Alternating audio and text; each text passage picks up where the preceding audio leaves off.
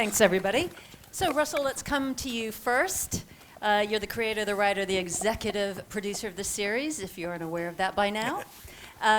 It's a Sin has been a phenomenal success. Let's go back to the beginning. What was your impetus to create the series? I was hoping it was going to be our shared misspent youth in London. We think we missed each other in different clubs, didn't we? We missed each other in different clubs. So I was at the Dive Bar and the Bell in London, and you were elsewhere. I was working. Oh my goodness.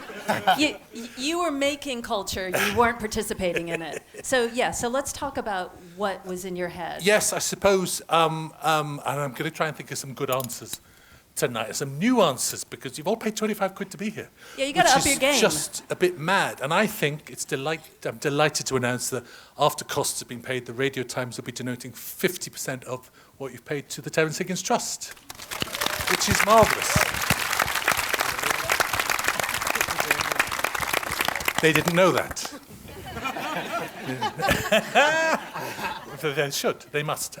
So yes, it was something I was always going to write. Yeah. Always. I was 18 in 1981, just like these characters, and it was always on the way. And over the years, my husband was ill and died over 8 years of brain cancer. So you spend those years looking at death and life and thinking back, and I think that very much propelled me towards writing it. And he died on a Saturday night, so Saturday nights are always odd.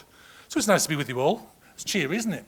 And also, there was this extraordinary meeting where I met someone, and even now in telling this story, I can't give too many details because there were so many families who still don't admit that their sons died of AIDS. They say it was cancer or pneumonia. So I met, you'll know who this is, Jill. I met a mother who I hadn't seen for about 30 years, and we had this, and the death of her son was awful, and the details were just terrible. And we had the entire conversation. We caught up with each other about life and everything, and we still had the entire conversation without using the word AIDS. We're still dancing around how exactly he died. And that was in current times. This was a few years, yes, just a few years ago. And right. About 4 years ago, I think. And I just thought, this is just so mad that we still, bless her, I'm not criticizing her at all for that. That's her life and that's how she's lived it. But I thought, this is something I've got to, I was also thinking, that generation's passing. She was an elderly lady, and I thought the truth about these stories have to be told. So. And there wasn't a sense, even in your conversation with her, that you could give her permission to talk about it. It was fascinating. It was you must have had this, Jill, a million times. It was. We were right on a tightrope, and I'm thinking, shall I say it? Is she going to say it? And I wish I had said it, just to see how she would have reacted, but it's not for me to upset her. Right. So you're alluding to the lovely Jill Nalder, and you two go way, way back, Jill. How did you first meet? So we were part of the West Glamorgan Youth Theatre, which is a county drama group, which you had to audition for and go on courses. And so we met each other. We had great fun. We put on productions, and we've continued as friends to this day. So so it was through drama that we met, through theatre.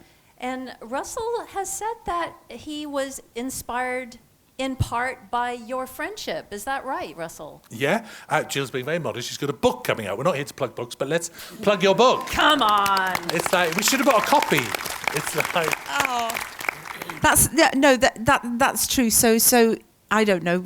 Russell comes up with his own ideas and his own brilliance. And so somewhere in there, our lives crossed paths, and we lived through the 80s, and we knew what was going on, and we obviously we knew in common people who were ill, people who subsequently in the 80s, people without a doubt, it was a death sentence. And so it is quite amazing because I wouldn't see you all the time. We had our separate lives, and I'd meet up with you and I'd say, how's Juan Pablo? You go, dead. It's astonishing. The list kept going of, he's dead like that. The book is called Love from the Pink Palace by Jill Nalder, and it's out when? It's out on the 7th of July. Thank you, Russell. No, it's true. It's beautiful. It's after It's a Sin. After It's a Sin, they asked, these publishers came to Jill to ask her to write it, and it's absolutely beautiful. Oh, that's so lovely. And the thing that I thought I wanted to do as well was just to also tell the story of the boys that we lost, and whose stories were different from the way Russell told it, because the story of the actual people that died, and whose names I hope will be commemorated forever by that. So And- in a small way. And Jill, some of these stories that you talk about in your book, The Pink Palace, were they reflected in It's a Sin? As a whole feeling and as a whole generalization and various tributes to people. There was a character called Juan Pablo in it who was my very dear friend, but in a different way from the way that character was played. And so yes, in a whole mixture of the story, and it was to be more inclusive, to remind people of the 80s, to make people feel as if it was their story as well, which it was everybody's story. It was all the people who were there helping, all the people who struggled, all the people who were diagnosed HIV positive, and Russell included everything. So it's part and parcel of the whole story, yes. I'm wondering, Russell, if you were influenced or compelled to create this because you had a sense that this was a period in time that people might forget because so many of the participants aren't with us anymore. Yes, absolutely, that sense of a generation passing. And what the reaction has been extraordinary. What's been extraordinary is people coming up to me of my age who had no idea that it was happening. Because if you live a gay life and you go to gay events, they tend to be gay charities, don't they? And if you go to a gay charity event, it's going to be HIV, isn't it? So we kind of live in a little bubble of where it's very present, actually. And you forget that.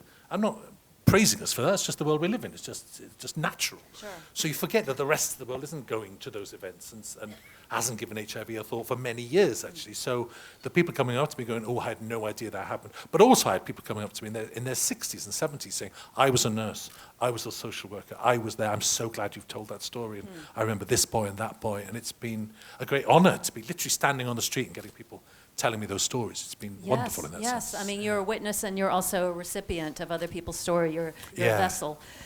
Did you feel that you needed distance from that period in time to write about it, to accurately assess it and to do it justice? I suppose. I mean, I look at The Normal Heart, that astonishing play that was written in 1985, performed in 1986. By? Was that by Larry Kramer? Larry Kramer. And that is just something I look at with absolute astonishment that he could have had that insight there. In the middle of it. It was just happening, and everything he says in that play happened. It was revived to the National recently. It's just astonishing. So I took a distance, and I'm glad I did. I built up the things I had to say, and I was aware of myself building them up over many years.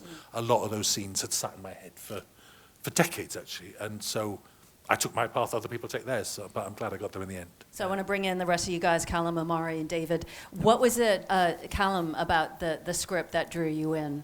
So good. It was so good. It was so good.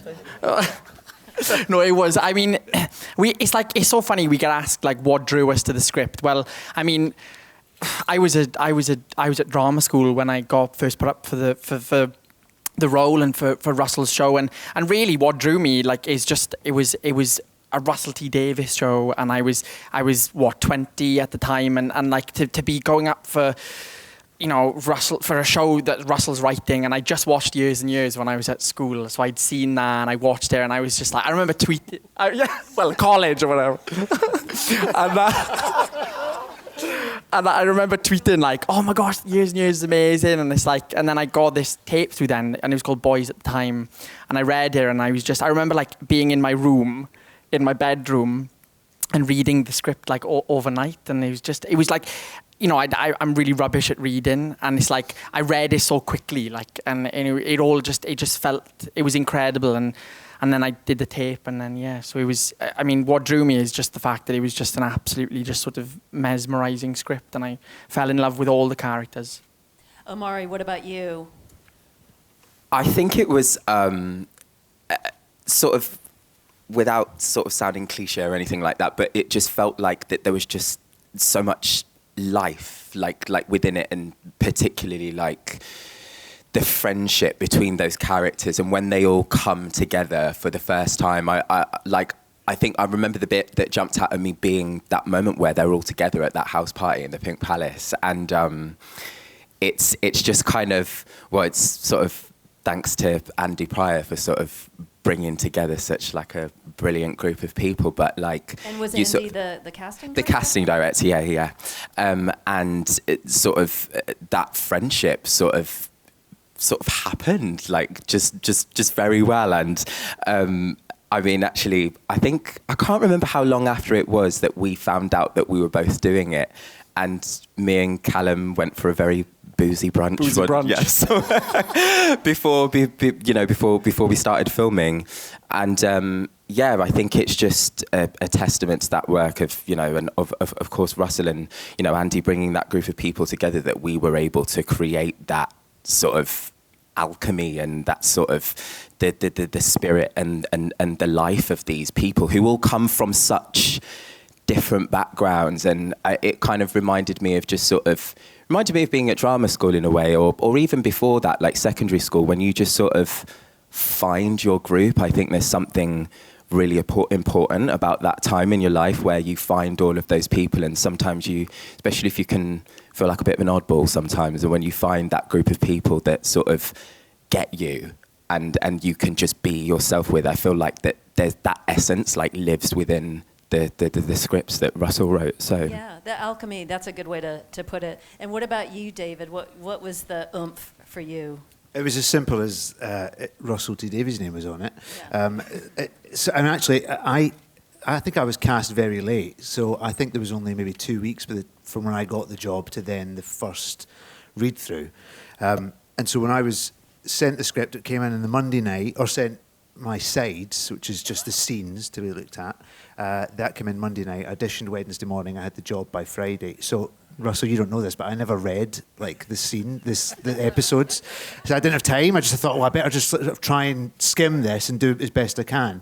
So I hadn't read the script until I went up for hair and makeup and was on the train up to Manchester. Well, they were thinking, rubbish anyways. Yeah, that's what I thought. And I went, oh my God, this is remarkable. And I remember texting my partner and saying, this is big. Like, this is an amazing piece. And then I'd started it, and then that was it. So I took it just on the strength of Russell.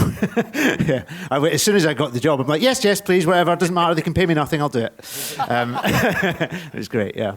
So, David, when you came to the project, what was your awareness or understanding of the AIDS crisis from the 1980s? Did you have any personal connection? That's a question that's asked a lot of us, and you know, I've thought about this more, so this is my most up-to-date answer. I always feel a bit like I should know more about it because I'm a bit older than those five. But then I realised, actually, maybe I might know less because I was at school under Section 28, and so I wasn't And really can you educated. explain to people who might not know what Section 28 is? So it was the Thatcher government's policy. I think it's right to say it's a homophobic policy where it was not to educate anybody on being gay. I think It's that's kind of a don't say gay. exactly. bill. Yeah.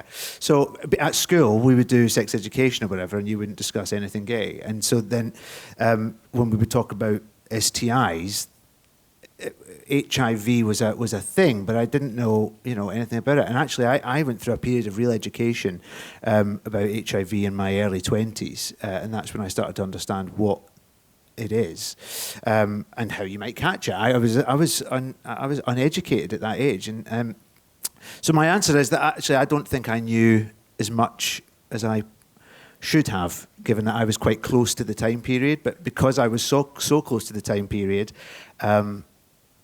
There was a policy that stopped me being educated about it. And so actually, like maybe Callum, who's the youngest, he might know more come into it, he may have known more than I did. I don't know. But reading the script, I was jaw-dropped about it and realised how much I didn't know. And it set me off on a huge project of research, for sure. Yeah, and how about you, Callum? Did you have an awareness of the devastation? Well, no, not to the extent of which I should have. I really didn't know enough, and I think that's purely down to the fact that it wasn't talked about. Certainly wasn't talked about in my school in Treorchy. They just didn't, and it's kind of shocking, really. And I've said this before. Like it's so sad that it wasn't talked about when I was in school. I know now that things are starting to be talked about a lot more, like in PSE, and that's good. But you know, in terms of the history and what actually happened, and like you say, the devastation and the tragedy, I didn't know a lot about it at all. You know, I knew about plays like The Normal Heart, and I'd seen things like, you know, like Pause. I'd watched that, you know, so I'd had a sort of an idea of it, but really, you know, reading these scripts was my proper education. Yeah, it's interesting. It's almost like a learning on the job thing, Omari. Was that the case for you as well? Yeah, I think so. I sort of got swept up in a lot of reading about things, but I think that also felt, I don't know, I felt compelled to. I think, you know, Russell's script and what he created, I think it's sort of goes beyond just being sort of, you know, another show. It felt like that taking it on felt like that we were representing a group of people. So it felt like that it was only our duty to sort of know that history and know all of that stuff. But I think up until that point, when I started, you know, reading about all of that stuff, it sort of, I think HIV and AIDS, it always felt like just sort of like a word or a bit of a buzzword, and I didn't really know the real life kind of like everyman story sort of behind that. And I think that's what this show was. I think the first time I sort of had my sort of most vivid awareness of it, I was like, I think it was maybe 12 or 13 or something, and I was on a coach going to France with my school concert band. We were doing a concert. What did you play? The saxophone. That's cool. Smooth. And someone on I think our music teacher said, I think he just played like musical DVDs like all the way, you know, on this trip, and they put Rent on. And that was like, I think that was my first sort of awareness of sort of, or at least that sort of narrative being in sort of a story or media. And of course, like that was from an American's perspective, and we sort of hadn't really seen it much on our shores before. So yeah, and I think what is also really important as well is that like our experience is so distinct from what happened over there too. And I think there's so many different narratives, like sort of globally, and I guess was what was really important about telling this story, because it was unique to here and to where we are right now. Yeah, that's a great observation, the fact that it was specific to the British experience. And I'm wondering, Russell, It's a Sin had such a profound effect now, since it aired, in increasing AIDS awareness, not least amongst the cast, but obviously amongst the audience and the next generation. Did you have a sense of wanting to educate people, proselytize as well as entertain, edutainment, if you will? Yes, I'm happy to proselytize, and but you never think it'll actually happen. You always think you're just shouting into a gale, really, and then it just took off and happened. I mean, I found myself on the Peston show. Peston. I was sitting on Peston. I watched it. And I was thinking, what if he asked me about the Northern Ireland Protocols? I wouldn't have a clue. Where's that? I'd be like that. And he was very nice to me, as it happens. And so it was slightly embarrassing in a way, because I found myself becoming a spokesman for HIV causes when there are people who are experts in that, who could have rattled off statistics far better than me, people who've been running charities and activists for decades, who would die to get on the Peston show. So I felt a little bit like of a fraud, but equally I felt, well, I've got to do my bit, and all right, so I've been invited on. But it was brilliant at the same time. I can't complain about it, because it's exactly what we wanted. That conversation's got to be good. And I think the best thing is things that you were saying, Jill, is that, as I was talking about at the beginning, those families who'd always maintained that their sons had died for other reasons started to open up, didn't they? You had that happening to you. That has been quite an extraordinary thing, because people that we knew at the time, whose, in all cases, families had been very secretive and very private about the whole thing, came through Instagram and through Facebook and contacting people to actually say that they had felt good about talking about, in their cases, it was mostly siblings, because parents had passed now, but siblings and nieces and nephews were very proud to talk about their uncles or brothers. It was gay men in my case, although there were plenty of other people as well, sisters. But in my case, it was gay men, and they were very proud to talk about them and tell the truth to the next generation that they had passed from AIDS. And I think that It's a Sin actually opened that door, and I think that I found very emotional anyway, but I think it was quite an incredible thing that has happened, and it's still happening, and still getting texts from people that have said they can tell their story now, they're going to be tested. There's young people, by the way, that still feel, fear of having HIV and AIDS and being HIV in this case, because there's treatment obviously, but still feel fear of coming out and being brave enough to say that they are HIV positive. And so I've had young people come to me in quite an emotional way to say they feel better about talking about themselves. So I think that's another incredible thing that has happened. For me, that amazed me. So yeah, I mean, especially since your script and the story and the way it was enacted provided a context and a language for people to talk about it, and as well as permission.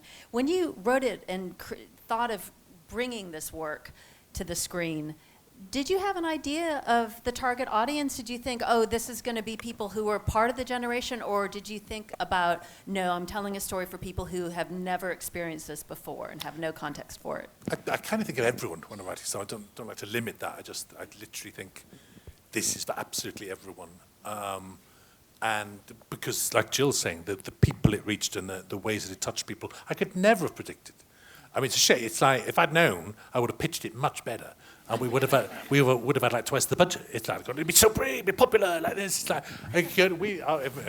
Nicola Schindler couldn't make it here tonight, the producer, but we pitched this quite modestly, going, well, it's about illness, it's about AIDS, it's a tough subject.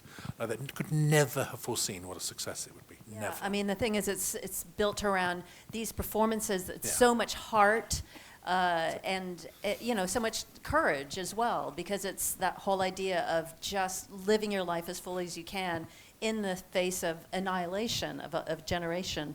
I'm wondering if the cast could talk a little bit about how you felt that this series have helped people who were not part of the AIDS generation understand the fear and the rage, the denial that was going on, and also perhaps the rise of activism. Callum?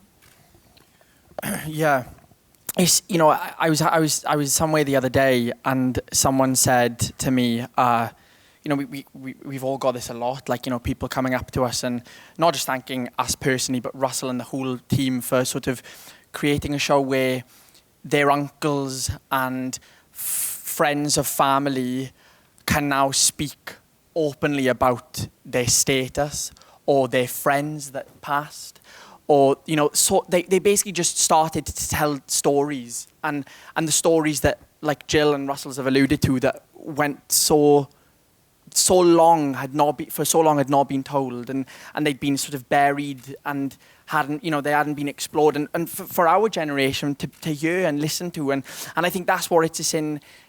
Seeing that, like, people are now starting to talk, not just about the sort of tragedy and the activism and all these amazing things that obviously happened, but also the stories of these people, like when they went to parties and these lives that were lived. You know what I mean? That's so important. And these people who were just having a great time, and that for me is just amazing, because you then remembering people, and people that haven't been remembered for a long time.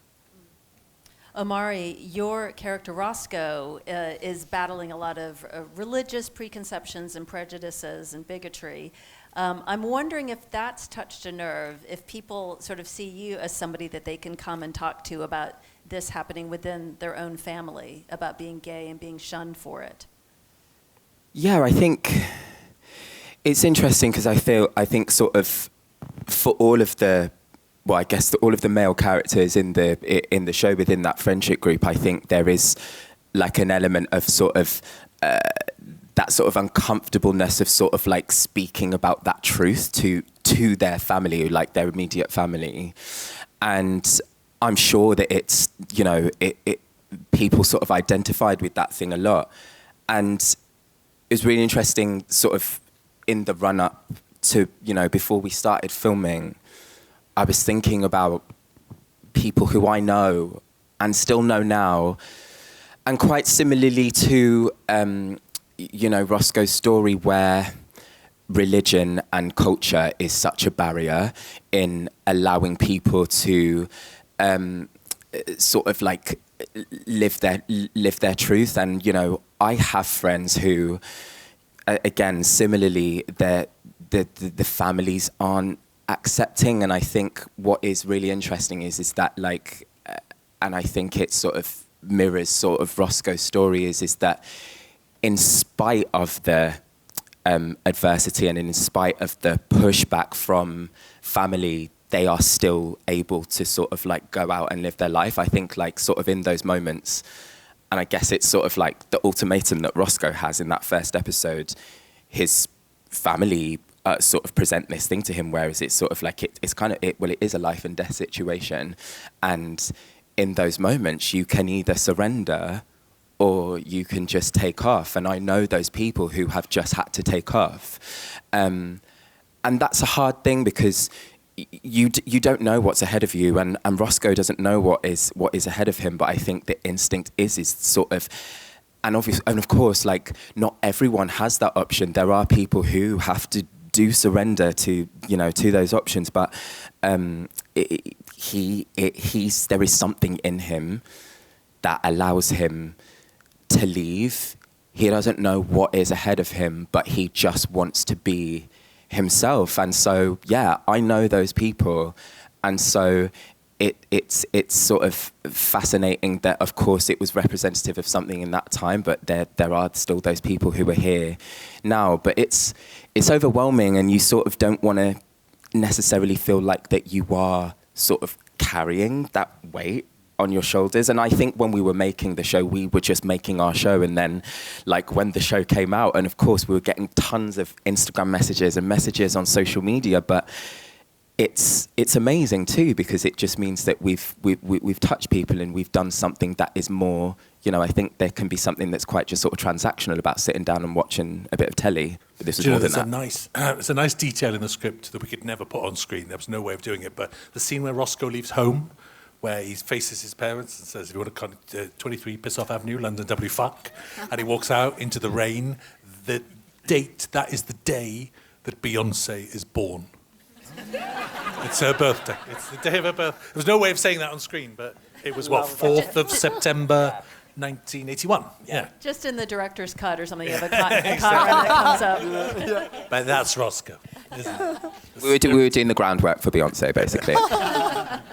So, David, your character, Gregory, does not have sympathetic parents, and I'm wondering, you must have, as somebody who also has quite uptight parents and has lived through a certain amount of censure, I should say, I really related to this experience. And I'm just wondering, when you were crafting your character, what were you drawing on? I mean, hopefully you're not going to tell me that you had parents who were uptight and hard asses, but yeah, what went into creating your character? My parents aren't hard asses. Thankfully, I've been very lucky. The first thing to say here is that, like, if you look carefully enough, it's in the writing.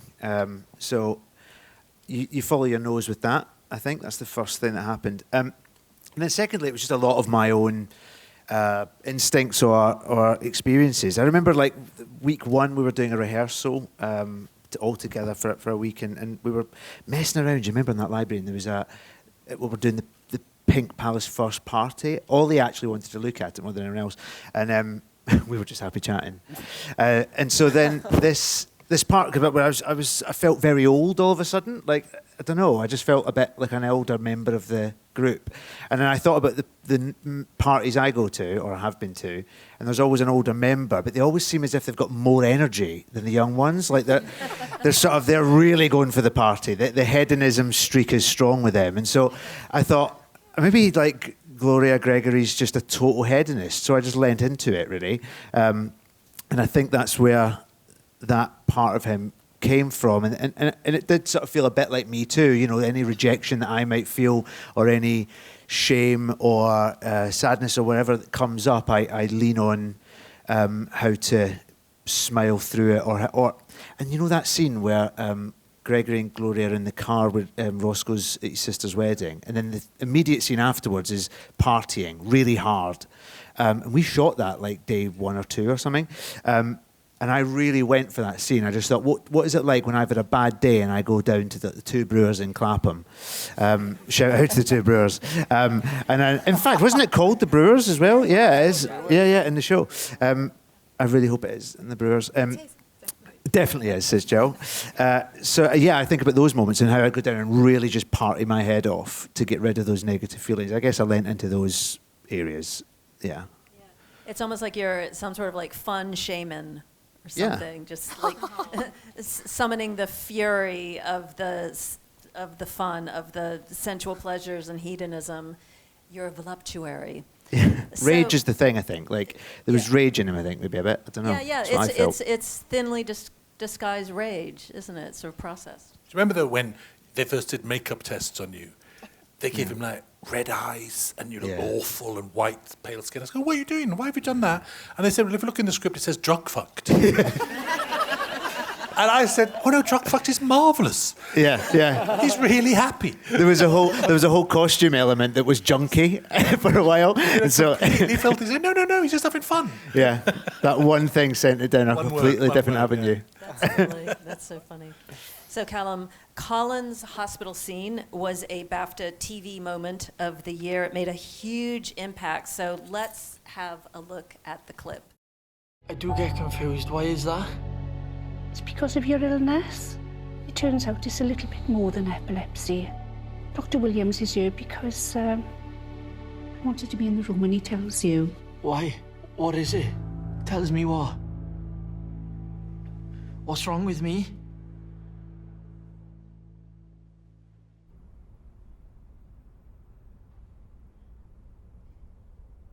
Sorry. You don't have to be sorry. I'm not dirty. No one said you were. I never did anything bad. I really didn't. Can they make me better? You're moving back to London. I know a bit more there. Well, they haven't got a cure, have they? Have they? I don't know. They're trying. I think... I don't know. I can't remember things properly. I think it was him. Who? He gave it to me. Who do you mean? The football shirt. Who's that? But does everyone die? Of AIDS? We don't know. Does every single person die? Yeah, they do. I read your stuff. That's what it says. It says no one survives. Oh, Mommy, make them do something. I don't want to die.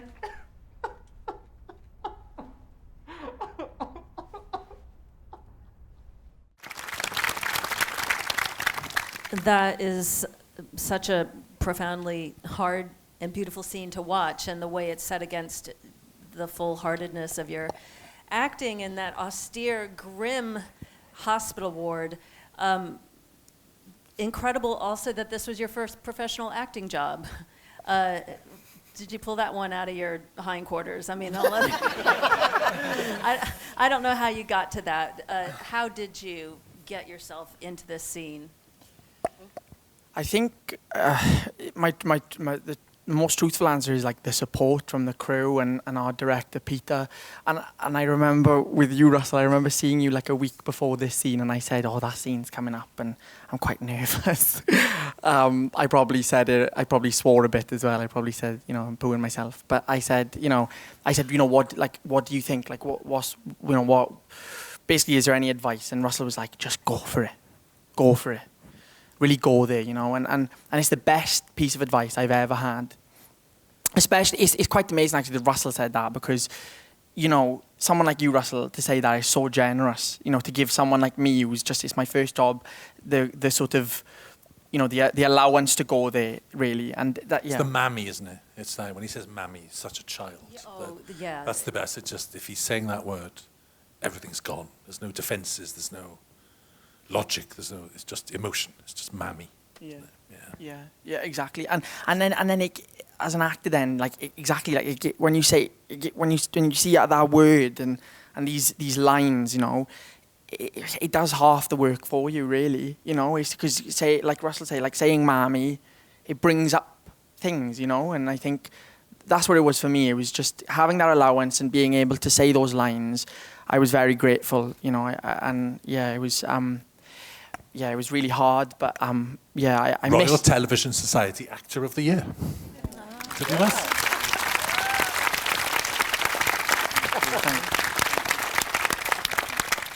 Russell, you're the wind beneath everybody's wings here. Because just in that short clip, we go on a journey with you. You're bewildered, you're stunned, you're angry. You're heartbroken, you're terrified. I mean, that's a lot to play.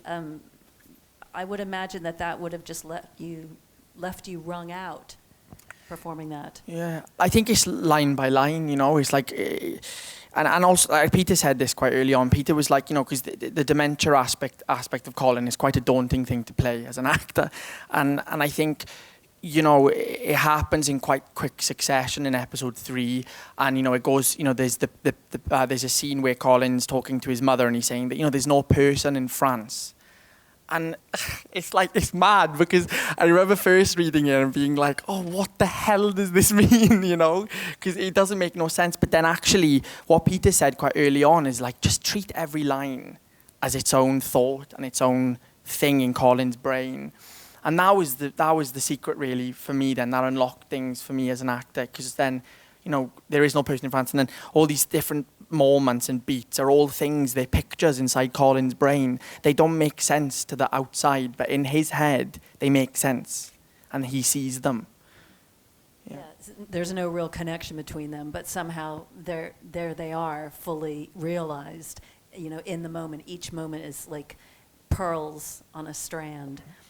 Exactly, yeah. And you also have a fantastic on-screen relationship with Neil Patrick Harris, who plays Henry Coltrane. So he's the older, wiser gentleman who sort of is your mentor, your character's mentor. And what a mentor to have, flipping heck. It was... Yeah, it's very, very sensitive and nuanced scenes. How was it like working with him and negotiating those scenes with him? He was amazing. I remember... He's amazing, isn't he? I remember growing up watching the Tony Awards, and he used to host there, and I was such a musical theatre geek growing up, me and Mari are the same, we watch it all, and he's so amazing. I remember being told that he was cast, and I was like, oh my gosh, that's perfect, because I think Henry to Colin is like, Henry shows Colin the world. And I know that relationship. I recognise it from when I first moved to London when I was 16. I had a really amazing friend, Jake Brungo. It was for me, and he, he really, helped me in London. And I guess it's just true. These relationships exist. There's always that older, wiser person who is there, and he was amazing. He really was. And he told his own stories. Neil, we went for pizza a lot in Manchester. And we were going for dinner in the nights, and he had so many stories. And I was just in awe of him the whole time. So half the job was done, really, in just the casting of him. Oh, wonderful. It sounds like he was your mentor in real life as well, then. Or at least for pizza toppings. So, Omari, your character Roscoe's rejection of his whole repressive families, religious culture, and having the courage to walk out and make a whole new life for himself, that's a decision or an option faced by many gay people who are rejected by their family's culture. I want to talk to you a little bit about that, but let's have a look at the clip, if we can, of the big scene. I'm going now. So thank you very much. And if you need to forward any mail, I'll be staying at 23 Piss Off Avenue, London, W. Fuck. Thank you and goodbye. No. No. No. No. No. Roscoe, I'll whack you!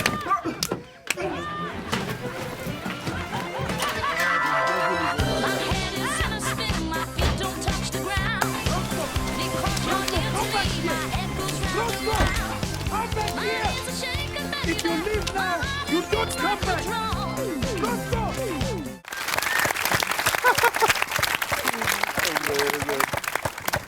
That's just wonderful. So there's such ferocity in your performance and so much humor, so much pride. He must be such a fun character for you to have played. What was that experience like?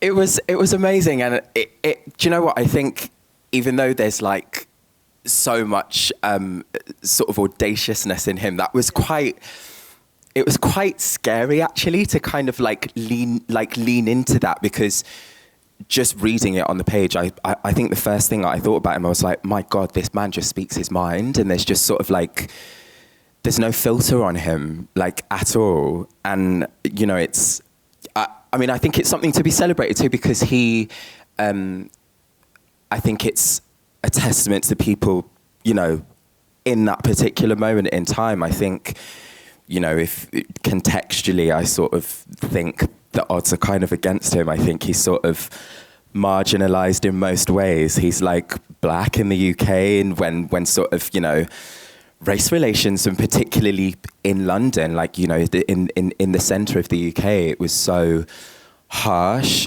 And to be gay too, and you're sort of doubly marginalised, I guess. And so how amazing that there were people who like stood up to the system or what was presented to them.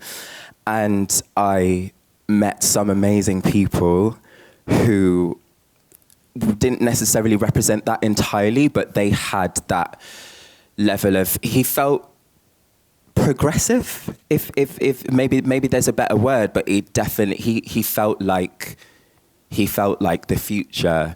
And so I really loved like leaning into that element too. And it was, I think what was interesting with this was that there was, I guess, there were elements where it felt like that I could kind of build it from the outside in, because he's a bit of an aesthete, and so he like loves that part of his world. And I actually think that we made that outfit for that scene. It was like the first thing that we built in that first costume fitting that we did with Ian Fulcher, who was our costume designer, who's just so brilliant and was able to create this amazing world that like spanned over like an entire decade. And just looking at, I think we sort of made most of the stuff that I wore on the rail in that one fitting, and it felt like that there was such a journey in that. And I think it was, and actually it was in the script too, the things that he wore, the way that he presented himself to the world, like it was an armor, like all of that stuff was his shield. Like he is a life force, and he creates that for himself. And there were people out there who sort of, despite the circumstances, they used what was around them to just sort of, to just get by in the world. And so I was just really inspired by that and all of those people. It does seem that Roscoe's armor is also part of Roscoe's performance, and it strikes me in that scene that the family is the audience. It's like a little cabaret number. And so, you know, some of the audience doesn't really like the information being received, but the aunties are loving it. Yeah, it's... you know, aunties are right there, and in a way, you know, you talk about Roscoe being progressive, but almost he's... you know, has the dignity of the culture behind him. You know, people who have a pride in themselves, stand up for themselves, and do it with aplomb and, you know, with a dynamic nature. And I'm wondering, Russell, you don't shy away from comedy in these dark moments or in these very heated moments. Is it important to always have a thread of comedy going through? I think so. I think that's what life is like. I think you can be at a funeral and someone says something funny and you're off. And you could be at a wedding and someone says something tragic. I think life doesn't follow genres like that. It's interesting, that scene, because it's also fighting various versions of that scene you've seen before. I think the aunties are very important, that someone laughs. It's very easy to do that scene. We've seen that scene without the aunties, where everyone's very cross. And there's various things I wanted to turn on its head, like that's not him being thrown out, that's him walking out. And the person who gets slapped is the father, not you. So it's turning lots of things on their head and having fun with it, and literally ends with the credit saying, "This is the day that Beyonce was born," as he walks down that street. So it's me I am having fun with it, but deliberately, because I've seen darker versions of that. Darker versions of that scene are true, But, but yeah. also that. Well, also it felt like that kind of thing.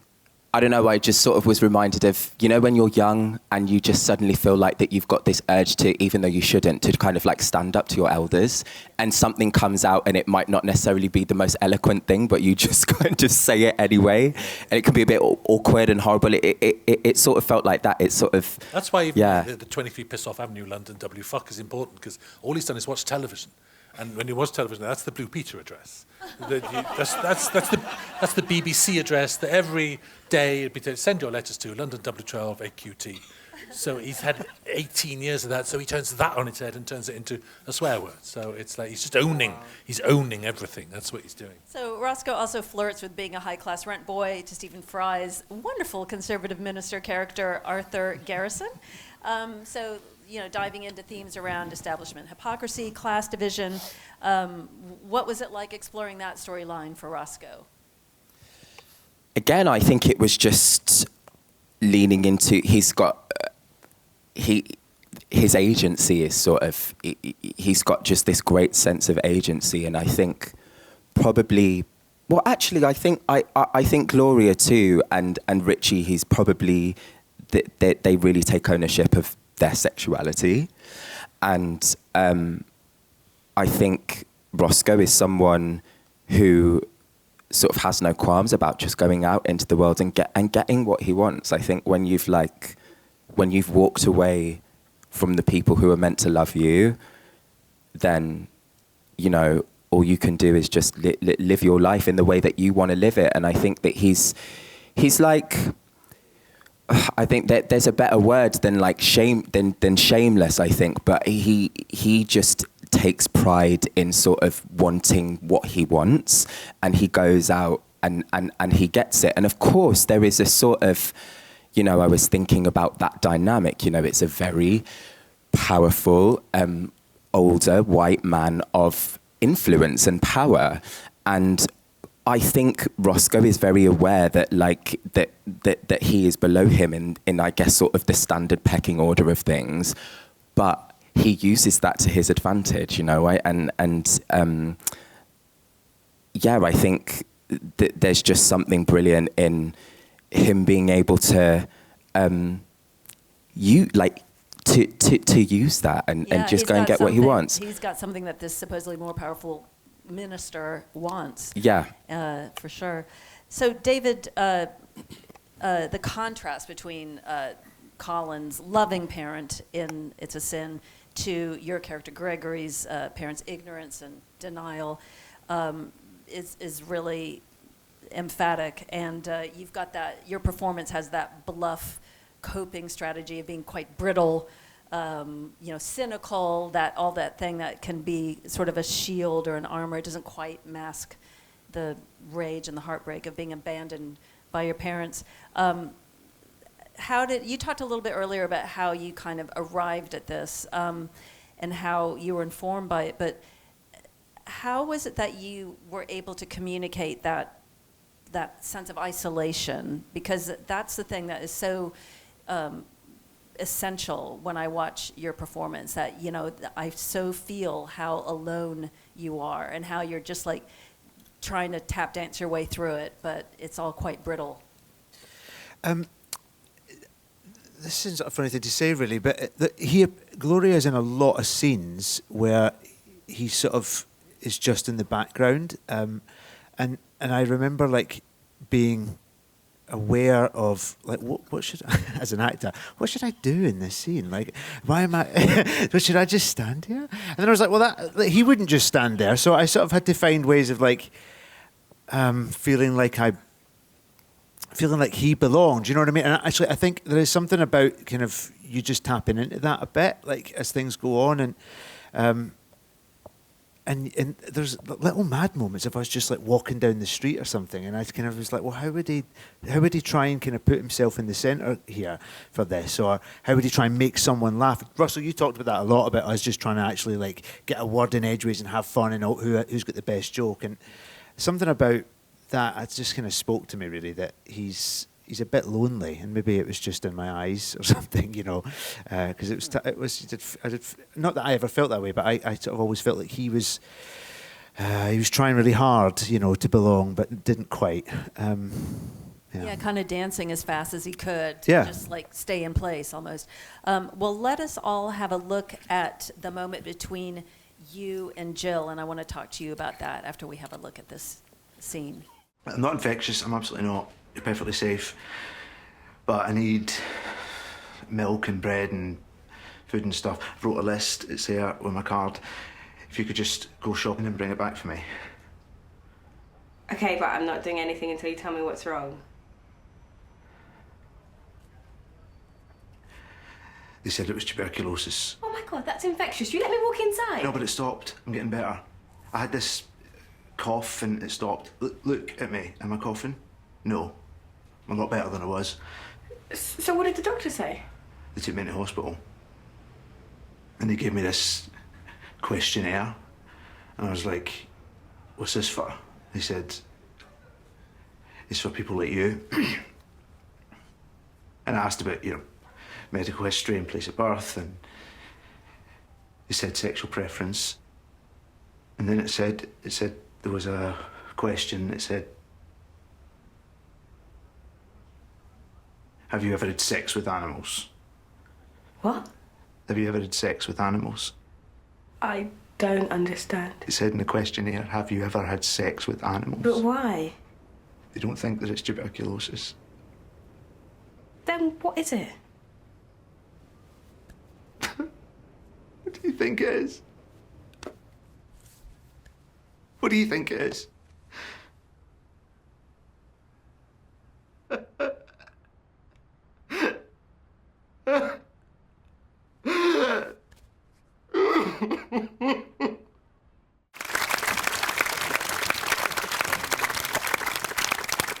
So, Jill, I wanted to bring you in here. Lydia West's character, Jill Baxter, is based on you.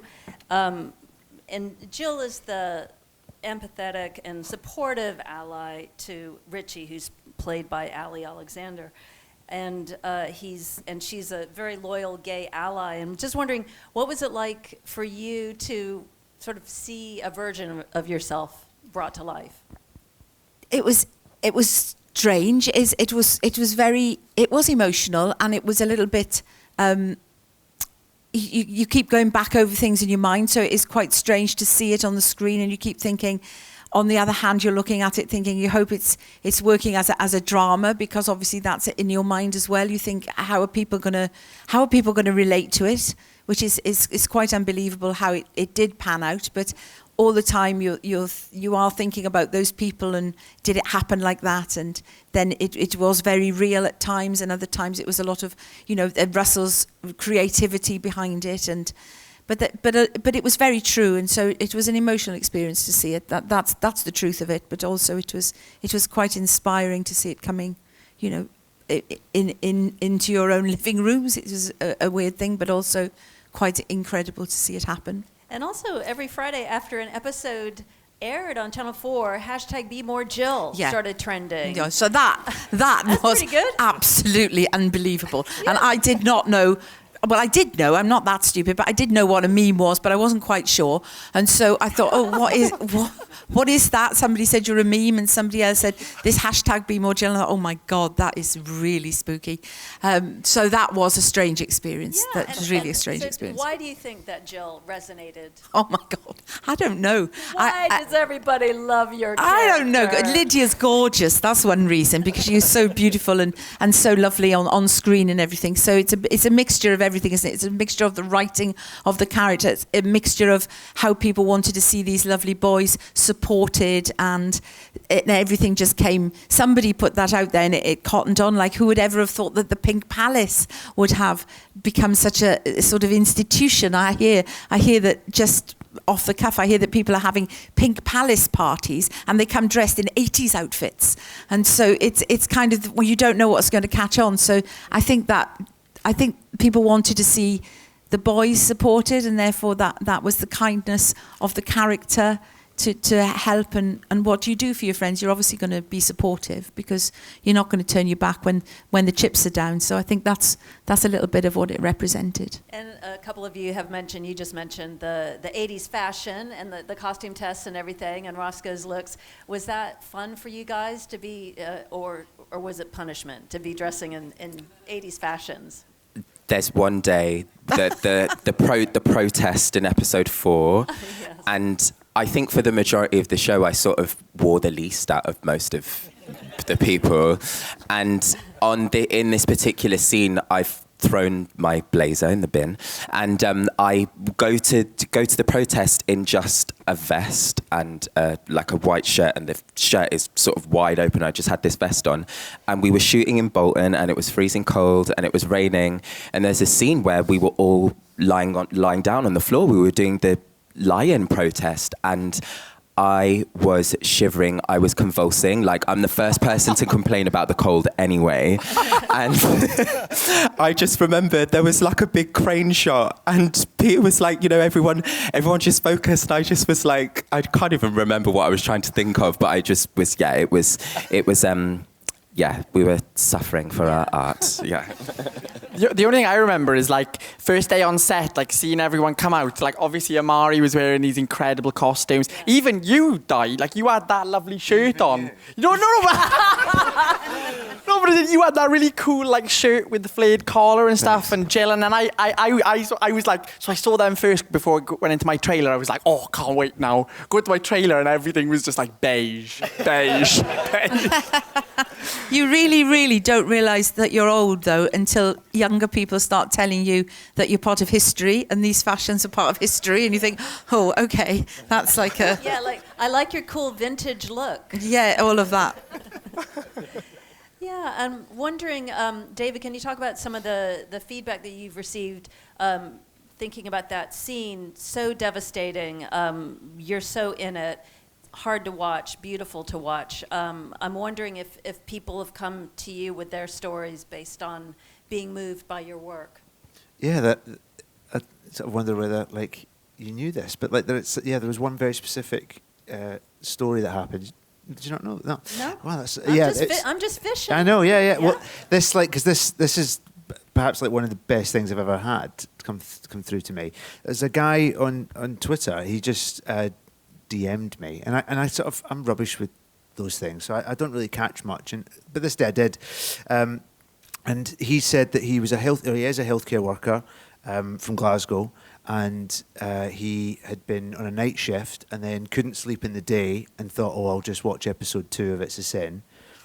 Probably to send him back to sleep, and then that happened, and then he DM'd me to say that he couldn't really believe it, because he felt like it was almost word for word what he said to his best friend, because he couldn't say he was HIV as a health worker, because then he thought he'd lose his job, and he hadn't realised he was carrying around some of that still, and he wanted me to know that I had reflected his life in that way. And I just am like, I don't know what you want as an actor. Like, maybe it's just the applause, I don't know, but like that for me was like, there's no greater thing that could be said to you, that you've moved someone in that way, that they saw themselves reflected on screen. So I've never spoke to that guy again. I probably couldn't even find his message. I should have printed it and kept it, but if ever he sort of catches it, if he could let me know who he is, so I can say hi again. I mean, that's the incredible thing. When all of you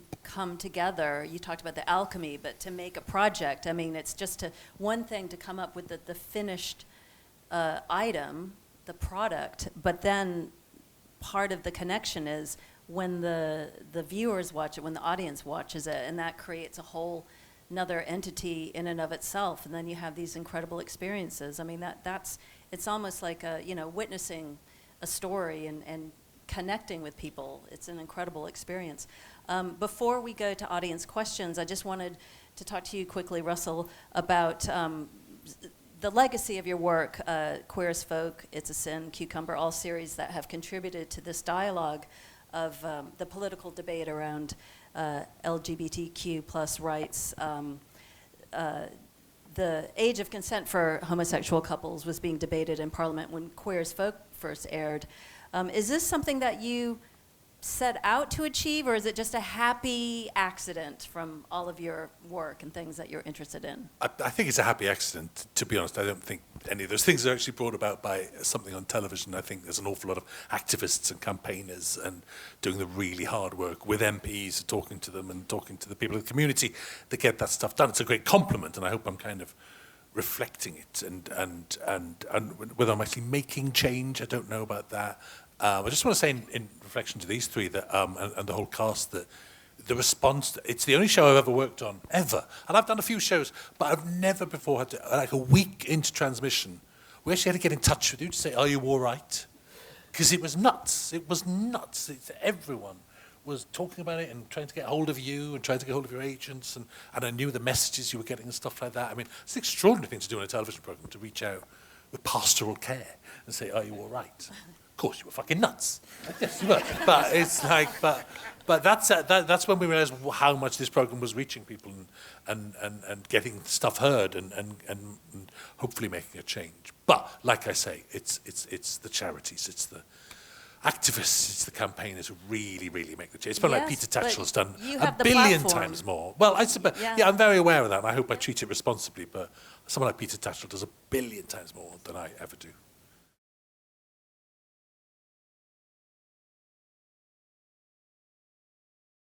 It was kind of a big worry of the production that it showed HIV and AIDS as deadly, and it's not anymore. But what do we do about that? We talked long and hard about that, and in the end sort of said, but there's nothing we can do about that.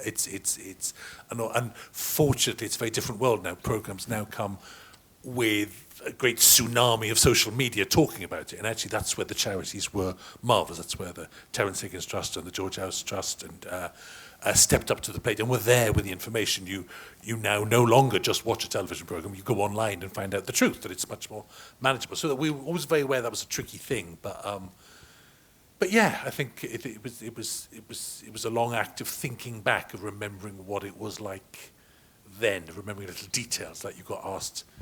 It wasn't easy to get a mortgage. It was that kind of detail. I thought that'll pin it down. That'll show people facts like that, as opposed to just sadness. Sort of really scoured my brain and research and talking to Jill and lots of people for facts like that would just say this was a different world.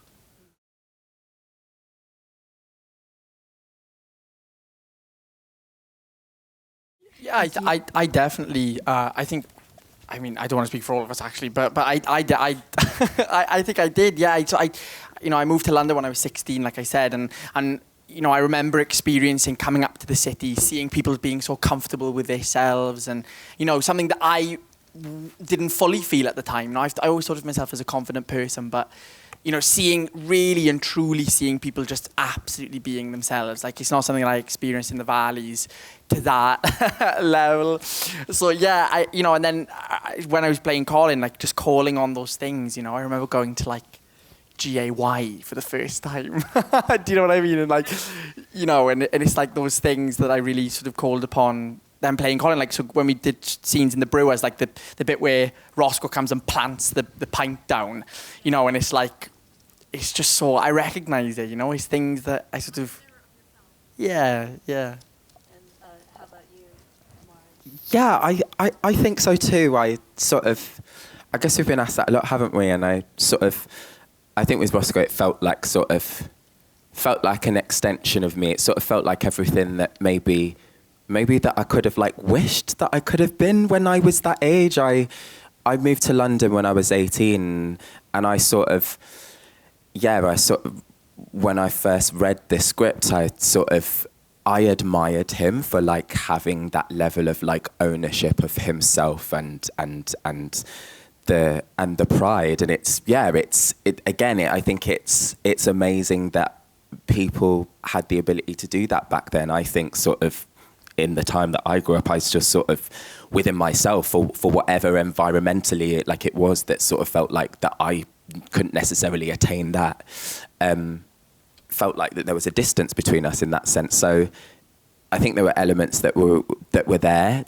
I think they were all sort of like hidden away, and Russell just sort of gave me the opportunity to be that. He allowed you to channel. And how about you, David? Yeah, I mean, I think that there's a lot in the character, and some stuff I wasn't ever conscious of at the time. It's only afterwards you kind of realise, oh yeah, like that's like me, and or actually what happens is someone describes to you what they think of your character, and then you realise that is what you were feeling or thinking at the time. Because I guess like it's not, you can't be fully conscious of yourself all the time when you're acting. You've just got to do it. It's finding yourself in the part, and sometimes that's a subconscious thing. You just got to try and get out of the way of yourself and just let yourself come through it if you can. I mean, that sounds a little bit kind of vague, but there's a lot going on there, yeah. But you take it scene by scene and just try and have as much truth in it as you can, I guess.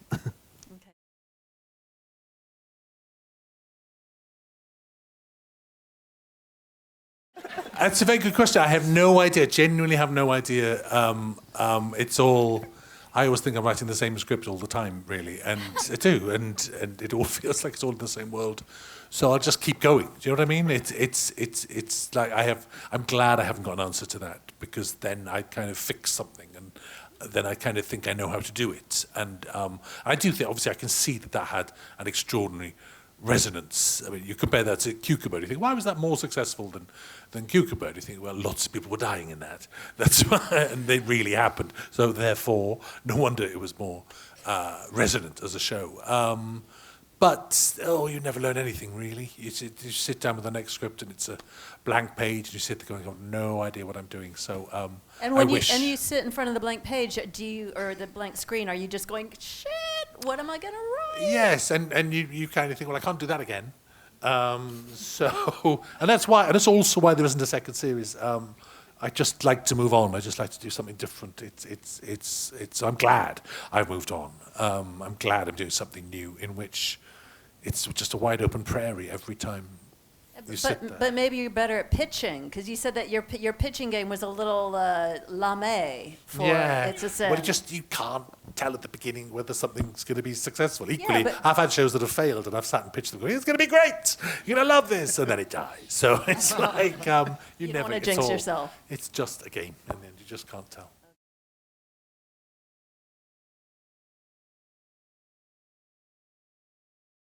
Never in a million years did I expect that. I almost cut it in the edit. I was literally sitting there thinking, does that work?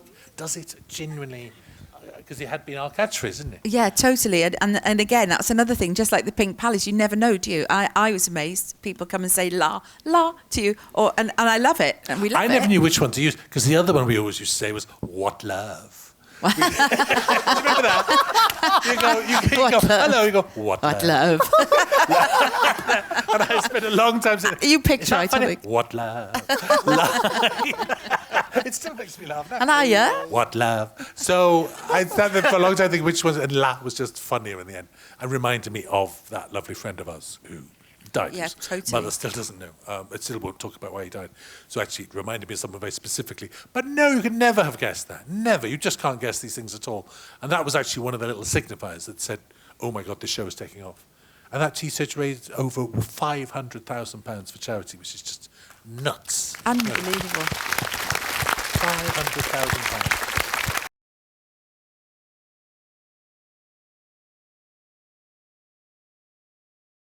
Yeah, I suppose it's true. I mean, technically, it's literally a story about three boys. If you watch the beginning of the title sequence, you get Richie, and Richie's name is written up on screen. Then you go to Colin, Colin's name is written up on screen. Then you go Roscoe, Roscoe's name is written on screen. It's technically a story about those three boys. And always is, all the way through. Jill is magnificent. Lydia filled it with such life. It's not actually about her. It's a tough decision you have to make at the start of a drama. It's not about everyone. Can't be about everyone. Can't represent everyone. Shouldn't even try. Never will be. Never work. I mean, I know a lot of people talk about people who are unrepresented in the drama. Like, it doesn't represent lesbians particularly. It doesn't represent a lot of women. Do you know who doesn't represent? Straight men.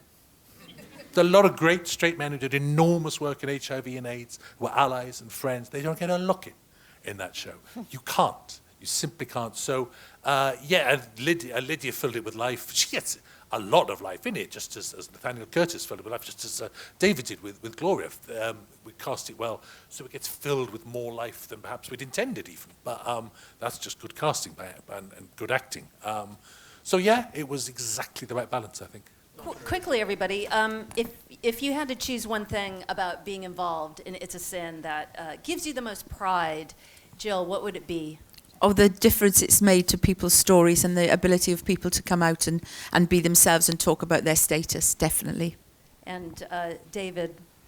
The kindness, I think, that people recognise in the show, and that the hashtag Be More Jill being an example of that, recognising that kindness is something that is needed more. Oh, beautiful. Omari? Just more recognition of just how brilliant this man Russell is, and yeah. Woo! Because I truly think, you know, without your canon of work, I just don't know where us as a people would be on television in this country. I really don't, and I just think we've still got a lot of work to do, but I think this man has led the way for a very long time. So yeah. And Callum?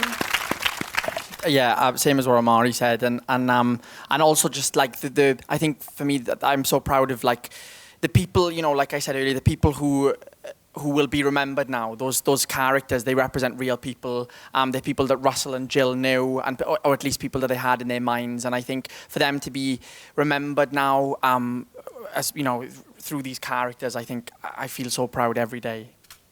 And what are you taking away from this Well, marvelous really, experience? I think really at the end of the day, it was winning the BAFTA. Oh, fuck me.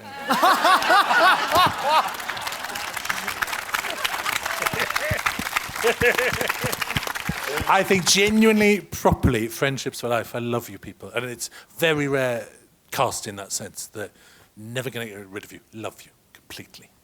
Well, thank you very much to David Carlyle, Omari Douglas, Jill Nalder, Callum Scott Howells, and writer, creator, executive producer, Russell T Davies. Thank you, everybody.